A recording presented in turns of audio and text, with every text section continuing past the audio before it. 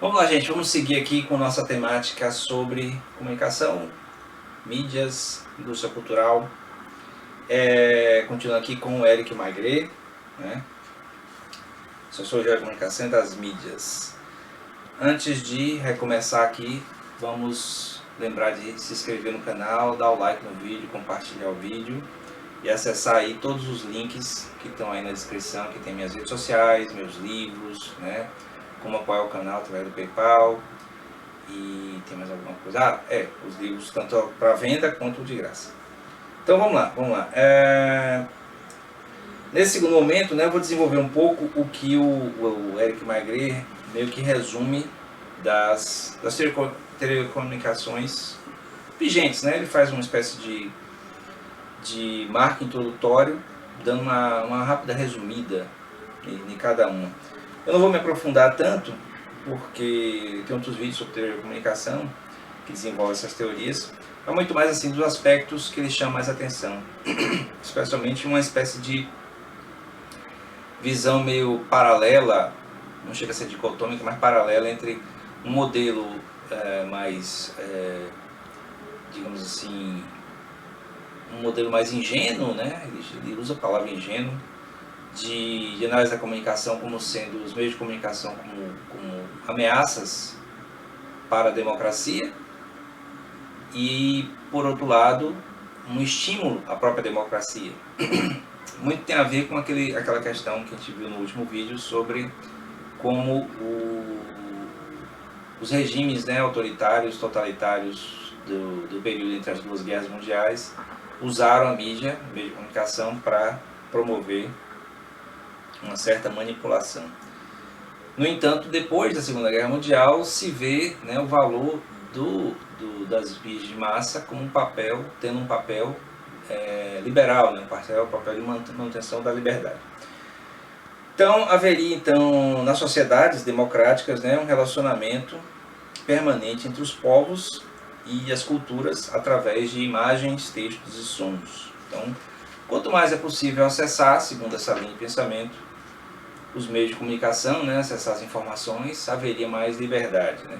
Isso é questionável, já que hoje em dia a gente tem um alto fluxo de informação disponível e mesmo assim tem um alto nível de ignorância, de idiotice no comportamento das pessoas, relacionado principalmente à política, à desigualdade social, a elementos raciais, elementos de gênero. Então, não é por falta de informação, né? Então deve ter algum outro elemento aí que a gente não sabe ainda o que influencia. Ele vai chamar a atenção de que as primeiras pesquisas, digamos assim, sobre mídia e comunicação de massa veio dos pais, né, da sociologia, o Marx, Durkheim e o Weber. O pensamento deles é tributário de um certo pessimismo quanto à modernidade. A questão do desencanto do Max Weber, por exemplo, né? Então, quanto mais racional é a sociedade moderna, mais desencantada ela é dos elementos místicos. A questão da alienação do Marx, né? Então, a sociedade capitalista moderna, né? Moderna capitalista, ela tem esse aspecto da alienação do indivíduo em relação a si mesmo, em relação à sua classe, em relação a tudo praticamente. E a questão da anomia no Emile Durkheim, que é o motivador principal, segundo Durkheim, do suicídio contemporâneo, né? A anomia seria justamente a falta de sentido social no indivíduo. Que seria um pouco propício, segundo Maigret, para o estudo dos meios de comunicação de massa. Mas por quê, né? Não sei. Ele desenvolve ao longo do livro. Ele menciona novamente os interacionistas simbólicos como sendo uma linha de pensamento, né, da América do Norte, né, enquanto o Marx, Durkheim e Weber são europeus. O Peirce e o Dewey, chegando ao Park e Mead, né, Herbert Mead, seriam mais de uma escola pragmatista, né, um modelo mais pragmatista do pensamento americano, que consegue analisar os meios de comunicação de massa de um prisma diferente, né. Bom, acaba dando então daí as duas linhas principais de pensamento sobre meios de comunicação de massa, né. Uma linha que é analítica do funcionamento das mídias de comunicação de massa, especialmente nos aspectos técnicos, né, da transmissão, recepção, né, do canal, que vai desembocar principalmente, né, na mais conhecida no meio publicitário, das teorias do McLuhan, né, Marshall McLuhan. E aí do outro lado teria muito as teorias da crítica, né, as teorias da indústria cultural, com o pessoal da escola de Frankfurt, né, que a gente já viu aqui em alguns outros vídeos, que é de origem marxista, né. Então, vamos ver aqui. As duas guerras mundiais, pelo fascínio da expansão das tecnologias e das relações econômicas, causam uma certa indignação de certos empreendedores morais com relação à nova cultura que parecia se difundir como uma doença. Então a ideia é assim: a popularização de expressões artísticos, culturais, né, poderia causar uma espécie de desequilíbrio na sociedade por causa do acesso de pessoas mais simples, digamos assim, a certos bens culturais difundidos pela mídia de massa. Então haveria um discurso apocalíptico a respeito da mídia de massa. Discursos sobre os supostos efeitos dos meios de comunicação de massa sobre comportamentos individuais, né? Haveria um pânico moral a respeito disso, ligado muito às ideias behavioristas, né? Então, no behaviorismo, o comportamento seria um resultado dos estímulos do meio, certo? Então, em poucas linhas. Então, o estímulo do meio, então, se você está numa sociedade tradicional, na sociedade pequena, então o meio seria quem ditaria o seu comportamento, pelo menos prioritariamente. E aí, com os meios de comunicação de massa presentes cada vez mais na nossa mente, né, na mente dos indivíduos, esse comportamento poderia vir a ser ditado pela mídia de massa, né, que é meio que exemplificado justamente pela maneira como o povo alemão, mas também, né, outros povos foram aparentemente tão facilmente manipulados por líderes autoritários, totalitários, né, genocidas, etc. É problemático, inclusive, falar disso como se fosse uma coisa do passado, já que a gente vê acontecer hoje, né, não só aqui no Brasil, como também em outros países. Então, é meio complicado, né, é meio polêmico a coisa, viu? Vou dar uma parada.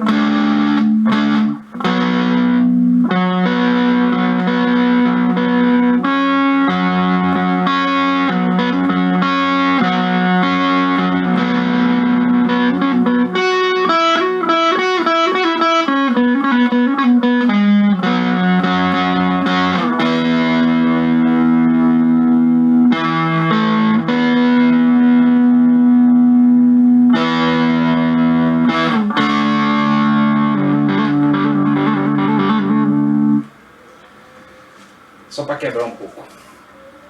Então vejam só, nesse ambiente, né, haveria essa ideia de que o povo reflete o comportamento da mídia de massa. Ele vai colocar, né, que os seres humanos não reagem igual ao cachorro do Pavlov, né? Então, não sei, tem gente que vai achar que sim, tem gente que vai achar que não, mas... Então haveria também, por outro lado, um certo medo de uma maior democratização dos acessos à informação. Todos os poderes temendo a possibilidade crescente de alguém escolher seus consumos, suas interpretações fora dos canais institucionais. Então haveria o medo de maior acesso à informação de maneira geral. Medo da democratização, isso é uma coisa que se discute até hoje. A teoria crítica, né, do Adorno e Horkheimer, da Escola de Frankfurt, seria uma primeira forma de reflexão mais complexa sobre isso tudo.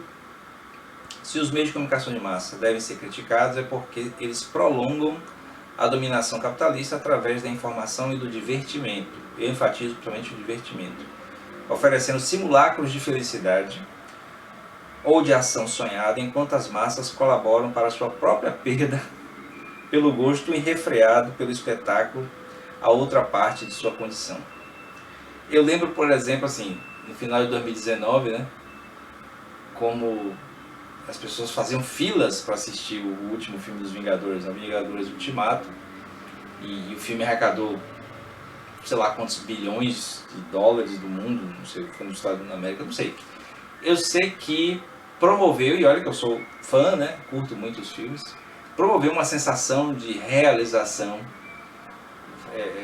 fictícia, né, realização simulacro, um simulacro de realização, por conta da finalização de 10, 11 anos de história, né, de história comprimida em um filme, né, a partir de todo o universo da Marvel e tal. Então é muito interessante porque é bem um exemplo disso aqui, né? Então o processo típico, né, de fuga da realidade e construção de uma nova realidade oferecido pela indústria cultural é muito interessante. Bom, aí tem... Bom, aí a questão da reificação, não, aí tem uns elementos contínuos que ainda vão ser desenvolvidos da indústria cultural. Aí tem os teóricos americanos, principalmente o Lazarsfeld, que fala dos efeitos limitados, e o Katz, que fala dos usos e gratificações. São teorias, digamos, concorrentes das teorias da indústria cultural. Os públicos são, antes de mais nada, atores sociais munidos de memória e capacidade crítica, aos quais é preciso conceder a liberdade de escolha, e não receptores passivos no sistema que se imporia sobre eles.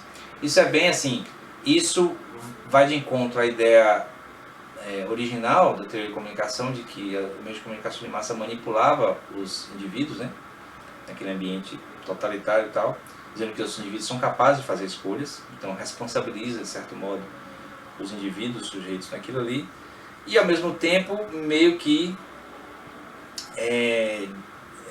esvazia um pouco o discurso da teoria crítica, né, da indústria cultural, lá da Escola de Frankfurt, já que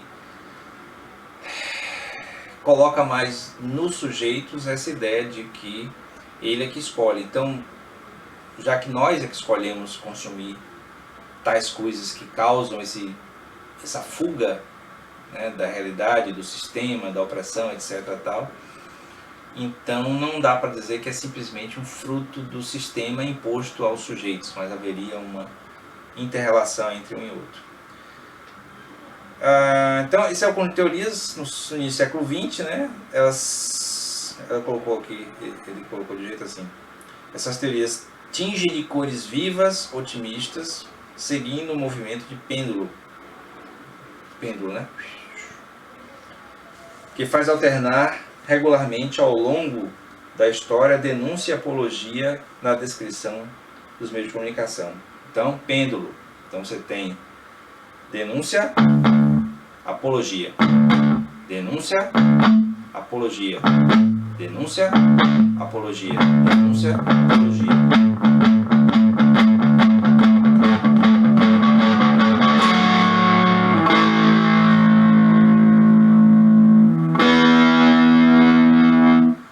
E aí nunca chega a um senso comum, né?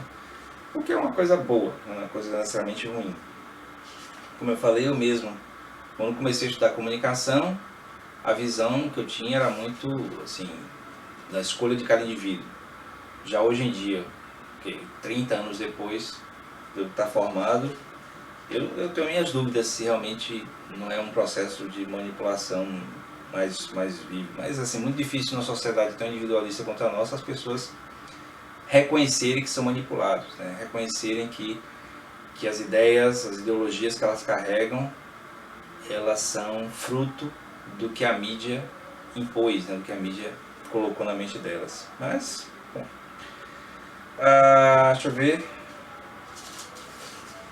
queria falar mais algumas outras coisas aqui. Tem a questão das relações de poder, que estão intrínsecas na condução do processo de produção e escolhas da mídia das mídias de massa, né? Que está relacionado diretamente, na minha visão, ao que o Foucault fala. Então a mídia ela produz, desculpa a palavra, mas mitos, né? Ele está aqui a produção de mitos midiáticos não significa deformação da verdade. Então o mito na mídia não é necessariamente uma falha da verdade, mas é muito mais um exagero, né? Mas haveria, inclusive, a questão das classes dominantes, né? Então você vai e volta, dependendo do teórico que fale. Haveria uma ilusão de democracia, por outras linhas também, uma ilusão de democracia em relação às mídias. Bom, disso aí, a gente pode pensar, por exemplo, como nós temos uma impressão de que há uma liberdade bem grande de escolhas de conteúdos disponíveis para você consumir, né, de mídia audiovisual, quando na verdade essas mídias tendem a se autorreproduzir, né, autorreferir o tempo todo. Eu, inclusive, elaboro, né, que eventualmente só vai ser possível alguém assistir um filme, ou ler um livro, ou ouvir uma música, se teve uma referência de outras músicas, filmes e livros anteriores, né, independente até da questão da intertextualidade.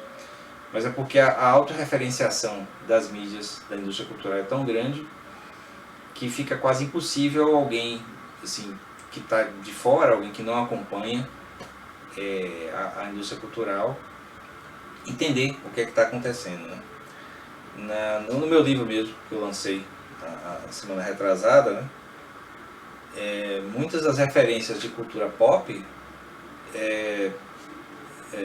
exigem do leitor um esforço de conhecer um pouco as referências, né, dos filmes, dos livros, dos autores, né, dos atores, atrizes que são referidos no livro, porque nem todo mundo conhece, certo? Eu sei que eu dirigi o livro a um público jovem, adolescente, né, que teoricamente conhece, mas não necessariamente.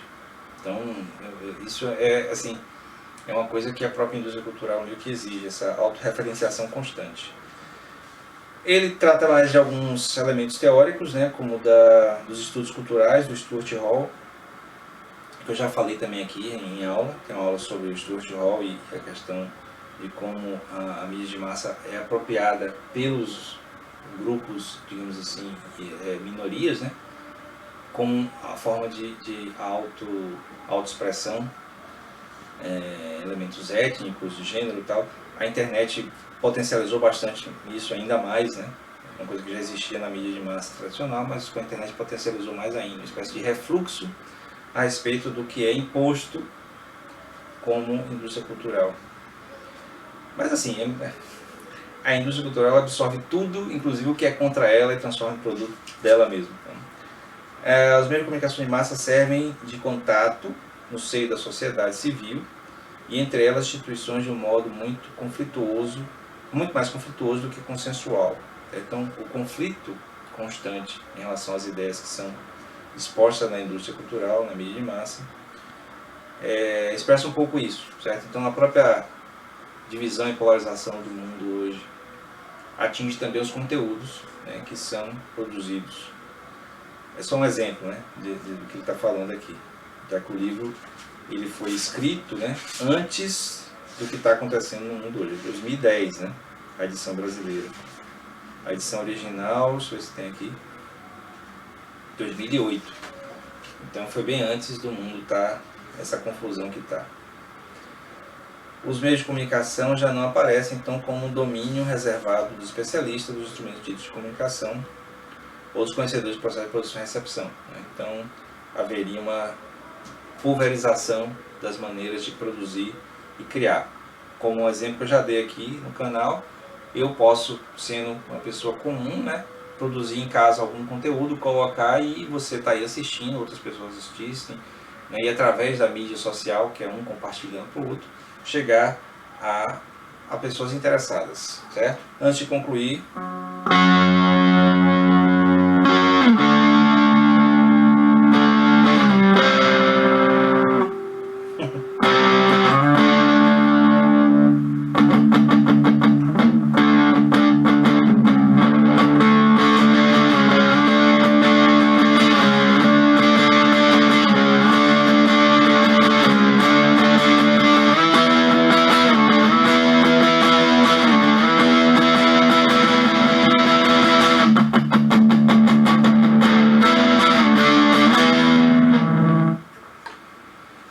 Eu vou comentar o seguinte, para concluir. Os avanços tecnológicos, né, como o Magritte fala, não determinam sobre como deve ser compreendido a mídia de massa, certo? Deve se focar muito mais nos aspectos sociais que produziram os avanços tecnológicos. O exemplo melhor disso, assim, o avanço do capitalismo moderno, né, capitalismo contemporâneo, fez avançar as tecnologias de comunicação de maneira que tem essa possibilidade de auto-questionamento constante. Os efeitos no comportamento, como eu falei, tem que voltar a ser questionado. Então a gente vai voltar a questionar isso nessa playlist, nessa nova série de vídeos, porque a gente vê acontecer, né? Então tem que ser questionado novamente sobre os efeitos no comportamento.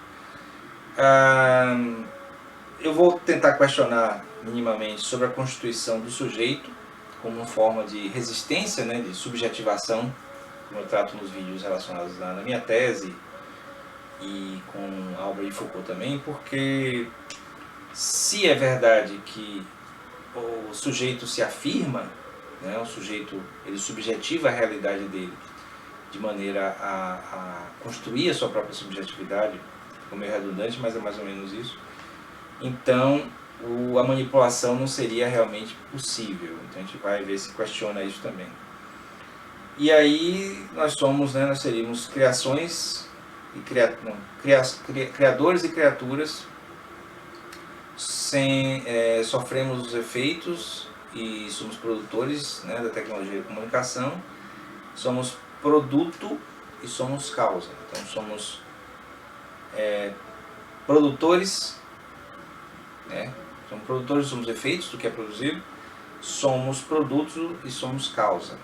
Então a gente, como sujeitos capazes de refletir, capazes de subjetivar a nossa realidade, nós conseguimos fazer as duas coisas ao mesmo tempo, né? Produzir e ser produzido, ser produto, né?